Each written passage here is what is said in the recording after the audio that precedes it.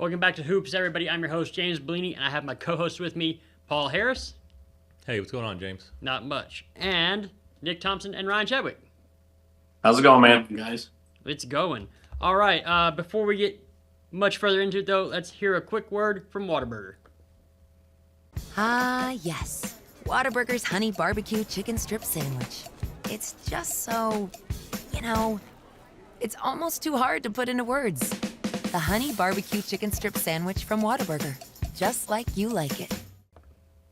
Okay, our man Ryan Chadwick went out to the Central game on Tuesday where they played Midland, right? Odessa High. Oh, Odessa High. Midland, Odessa. That's not the big story, though. The big story is TK Taylor got ejected, and we don't know how this is going to affect them going forward. Kind of talk about it, Chadwick. Well, first off, in the early game, the girls lost a really close one, so just want to give a shout out to them real quick. That's a very young team, and they're figuring out. They're trying to put it together, but yeah, lost a really close one at home. But in the later game, it was a scrappy game from start to finish. Lots of fouls were called. It was a real physical game, and Central dominated on the scoreboard, and they're really putting it to Odessa High, and this game was pretty much put away in that second half. But yeah, its tempers flared. TK Taylor thought he was getting fouled multiple times, and the ref didn't really like how he was voicing that complaint and gave him a technical, which to an already frustrated 17-year-old isn't exactly the best thing that could happen. And so TK mouthed off again, got thrown out, and it's just one of those. It's really unfortunate because the Bobcats were already up by 30 points in that game, but hopefully it's a lesson to that young man. You got to keep your cool at all times, especially if you're want to be one of the leaders on that team.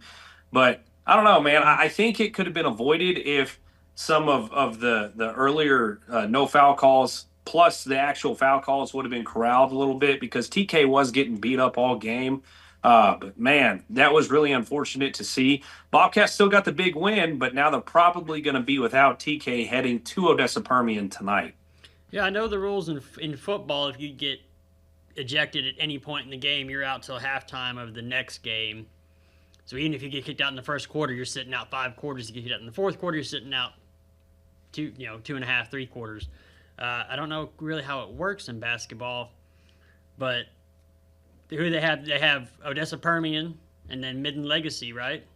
Yep. So how do they look, going into these next couple games if he's not available? Well, you're just going to see a much different look from Central. I think that's going to be one of those where they're not going to be able to run their bigger sets. Like, they're not going to have a true big guy in the middle. It's pretty much what happened at the end of the Odessa High game last week. They switched to a lot more perimeter shooting, a lot more driving to the basket, not much passing off of ISOs from Squeak. Squeak kind of took over that game whenever TK left. So I definitely think it's possible for the Bobcats to win, but it's going to be a completely different offense, and you're just going to see a lot of young guys get a lot of playing time as they try to cycle through and play some defense. All right. Paul, you went to Lakeview and Snyder, correct? That's right. Talk about it. Yeah, well, it was a huge win for the Chiefs. They won by 16, but the big thing is they're 2-0 in district. They started off with the win over Big Spring, and then they got this convincing win over Snyder. So now they're sitting as the early co-leader with Lubbock Estacado, who they play on Friday night. So just huge win, and they're in great position now to start off with back-to-back wins like they did. And they played great team ball. Braylon White. I was about to bring him up. Yeah, he scored 25 points, including all 16 in the fourth. So he took over when they needed him to. Did most of the damage in the fourth, but a lot of that was coming off of assists too. So it was just he was a beneficiary of great team ball, and it was really, I'd seen him on the football field. I saw what he could do as a receiver. It was great to just see what he was capable of on the basketball court. All right, and also he crossed 1,000 points. Yeah, that's right. Not only just a big night, but it crossed him right over the 1,000-point mark for his career. So that was cool to see. And like I said, just a talented player. And it was really too one of the best dunks I've seen in a while in that game which Braylon was doing that in warm-ups. It was actually Jaden Salas. He had a big breakaway dunk late in the third quarter, put him up by 11. Crowd went crazy, and then the Chiefs just put it away from there. All right. And Nick, you went to Estacado and Lubbock Cooper Liberty. You want to talk about that one? I did. Estacado, they are ranked 7th in 4A, Right. 4A, and that was an interesting game. They were highly aggressive coming off the rip. I mean, a couple 3-pointers off the line really set them up, but really their defense is what kind of held down that team. The trips to the line will also matter too, but there was one really cool dunk, I want to say, in the first quarter. Moses Stevenson, I believe, he had a really cool dunk there, but he was not the top scorer. Shakur Wilson scored 18 points, and then Bobby Ross scored 17 points that night. But Lubbock Cooper Liberty looked pretty good too, don't get me wrong. That defense locked him up, and they couldn't score any points. All right. Well, in that early game too, the girls got a win. Girls got to win too. Can't remember her name, but she was just a missile on the corners there. She could score. I think she did 3-pointers within a quarter. I think 2 of them were in the third quarter. 1 of them was in the second quarter. So she was really good. I can't remember her name, but she was really. The girls did pretty good too against them. Well, and like I've seen Lubbock Cooper Liberty girls play when they were playing the single game against Lakeview earlier this season. So it's not like those girls can't play at all. Like that one ended up being Lady Matador's win, but yeah, like I think both those teams are on their way. Yeah. All right. Last Friday, I went out to Cristobal for Cristobal Sonora. Both Cristobal boys and Cristobal girls won. The Cristobal girls, that's a senior-heavy team led by one of the better players in the Concho Valley, in Hallie Hughes. She went off. I think she had like 24 points. And the Sonora team, they're young. I think they started 2 freshmen, and it's just the experienced team does what they do, and they beat Sonora pretty convincingly. The boys took over, and it was a pretty tight game. I said on last week's show that this was a sneaky good Sonora team, and because the Cristobal boys are undefeated in district as well, and right up to about halftime, it was pretty tight, and then Cristobal kind of pulled off like a little 6-point run, and then they just kind of held on that lead and kind of extended a little bit here and there, but they held on to win that one. It was a good game, good games all the way around.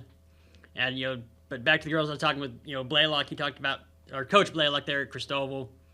And it's his second year out there. He's working with the 8th grade, so he's trying to build something out there in that girls program. Because Cristobal's always had a pretty decent girls team. Going back, back to when I was out there. So he's trying to build a good program. And he's doing a good job. The one thing I can't understand is why Cristobal's not ranked. They beat some of these teams that are ranked.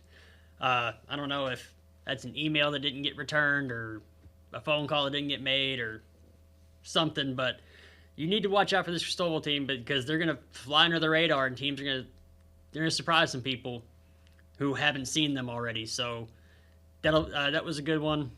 And talking to Blaylock was really good. He, the district's much improved, he said, and he's ready to get some of these stars on the bench, make sure they don't get hurt, because he's expecting a deep playoff run. All right, we're going to move on to Carpet Tech Player of the Week. Before we do, here's a quick word from Carpet Tech. This month only, mix and match cleaning services and save big with Carpet Tech. For example, get your carpet clean, save 10%. Get your carpet and tile clean, save 15%. Or get your carpet and tile and air ducts cleaned, save 20%. The more you clean, the more you save. Call Carpet Tech today or schedule online at carpettech.com. If your home is in a wreck, call Carpet Tech, yeah. All right, we're going to get into some Concho Valley South Plains Players of the Week. Concho Valley Player of the Week. Paul, you want to take this one? This was your game, Braylon White. Yeah, I know you kind of talked about him already, but right. Well, on Friday when I saw the Miles boys, I was thinking, okay, Cooper Ellison, this guy's gonna be our player of the week. He had 24 points and 4 3-pointers. He was awesome. But then Braylon, what can you say? All 16 in the fourth quarter, leading the Chiefs to the big win, crossing the 1,000-point mark, 25 points. What does he got to do? So he jumped Cooper Ellison for me to be our boys' player of the week. All right. And Chadwick, what about South Plains Player of the Week? So we're going with Lubbock Estacado's Moses Stevenson. Him, Bobby Ross, and wow, I already blanked, but we already called out the leading scorer there. They were all within 2 points of each other, so it was really like we could have picked any one of them. But what really sold it was the clip that we sent you, James, of him dunking. And so I'm pretty sure this is going to be going on in the background as I'm talking, but. The young man not only was playing good offensively, but he's playing well in the defense. On that dunk, he actually poked it away from from Lubbock Cooper Liberty on the defense's end of the floor, hit a fast break, came up and just slammed that thing down, and the whole gym started going crazy. So anytime you get a play as cool as that, it's good enough for a nod for us. All right. Well, there are our Carpet Tech Players of the Week. We're going to come back with some game previews, but before we do, here's a quick word from Jim Bass Ford.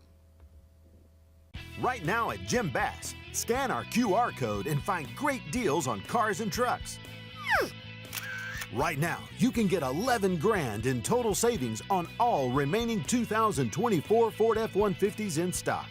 You can only get deals like this at Jim Bass Ford, Houston Hart and Arden Road, or 24/7 at bassbus.com. Or you can use this QR code right here. It's on the other side, isn't it? All right, Chadwick, where are you going to be tonight?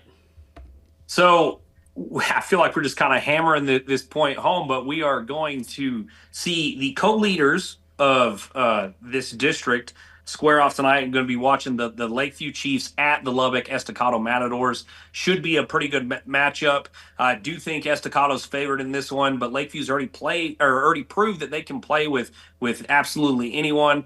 Braylon White is expected to have another big game, and he's going to have to.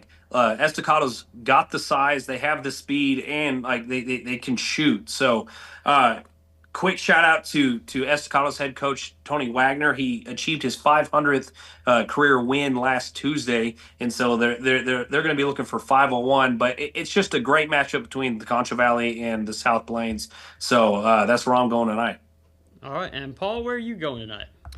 I'm heading out to Wall for the TLCA and Wall boys game. Wall's off to a slow start. Of course, they went just about as late as they could in football. They've typically got a good program out there. And then TLCA has had one of the better programs around here in boys basketball for a while, too. A little bit of a slow start for them. They graduated some pretty good talent. But should be a good matchup between two county schools. All right. And I am going to be heading out to Erie County. Erie County is matching up with Garden City. Both those girls are ranked. That should be an extremely good game out there. Other notable matchups, Central and Permian, Friendship and Midland Legacy, Muleshoe and Idalou, Lubbock Roosevelt and Shallowater, Goldthwaite and San Saba. That's for first place, correct, Paul? That's right. Both girls teams are both 5-1 in district. And of course, Mason's in that district too. Great district. All right. Brady and Comfort. CJ Bay's got them boys off to 2-0 start. Comfort's 1-1. That'll be a good matchup there. And Ozona and Reagan County, that's playing for second place because Cristobal beat. Of course, the Cristobal boys are undefeated. Bruce Cooper had like 30 points in that Reagan County game. So Ozona, Reagan County duking out for second. Final thoughts, anybody? Chadwick, Dick, anything? Just want to revisit the Central game against Odessa High. I think this is an excellent opportunity for not only us to kind of take a look at the impact that refs do have in games, but also the importance of keeping your head no matter the situation. Now, I know we've all seen videos of guys completely losing it, getting thrown out of football games and whatnot, but I just got to say, if I were in TK's shoes right now, I would be nothing but apologetic and ready to get back out there. It's one of those where you have to prove to your teammates that the team's a bit bigger than how you're feeling in here, right? So Central may be without him against Permian tonight, and that's going to hurt them. And so that's one of those in the future that they're going to have to avoid. No, it's what there was I think a fan that got kicked out of the Cristobal Sonora game for saying like "and one" or something like that. The refs just pointed at the door, get out, So how much is it sensitive refs, and how much is it they just let too much stuff go and lets a 17-year-old have to deal with that? I don't know how much of it's just letting the officials. I mean, we have an official shortage going on. You know, and last year at a Cristobal game, one of the girls just, slammed the ball to the ground. And it came back, she caught it, but they teed her up for it. So I think that was one thing they were just kind of focused on. So maybe it's the things that the officials have chosen to focus on this year that maybe. Yeah, don't you dare have fun. Well, don't you dare. Well, not necessarily that, but when you show your signs of frustration, and you let it take over and it comes out in an act, maybe that's what they have decided to focus on this year is, cleaning that up a little bit more, because officials are important. It's official appreciation week this week. So, and there's a big shortage of them. So it is important to, hey, captains, when you go out and talk at mid-court, go back to your team and say, hey, none of this going on, none of that going on, and we'll get through this game okay. I mean, Paul, what do you think? I mean, it's a tough deal. You want to not let the game get out of control. You don't want a player showing you up, so the ref wants to have control. I mean, that's tough. That happened to TK if he's getting fouled all night. He finally blows up, Well, I mean, just take it from just an outside point of view. How many fouls were called, Jeff? Like 40 fouls? Yeah. It was in between 35 and 40, so. I mean, if I went back and looked at them, I could maybe pick up. I'm sure if a Central fan went and looked, like, oh, they missed 40 more on Central. Or if a Midland fan said, oh, they lost, Odessa.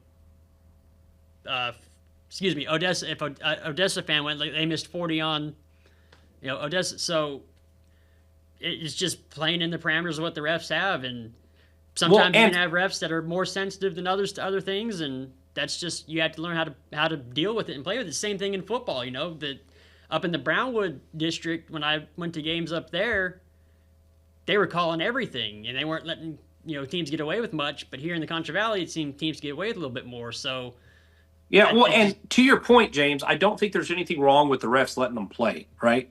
Like, right. we need more physicality in basketball. It's one of the reasons why the NBA is so boring this year. It's like not only do the refs not let anything go, but like you get to the point where you don't even want to be in the paint anymore, right? So, like, to the refs' credit, like, yes, let them play. But, like, I also, to what Paul was saying, like, you got to control the game. So it's tough all the way around on both sides of it. But I think at the end of the day, the one thing that we do know that should have happened was TK should have controlled his temper just a little bit, Well, it's not just him, but every player out there needs to be aware and, not have an explosive moment or if you do, wait till you get to the locker room at halftime, or wait till you get off the court and, go off by yourself or whatever, and then have. But there's better ways. There are probably better ways it should have been handled. Oh yeah. Well, and if you do have that explosive moment, just learn from it.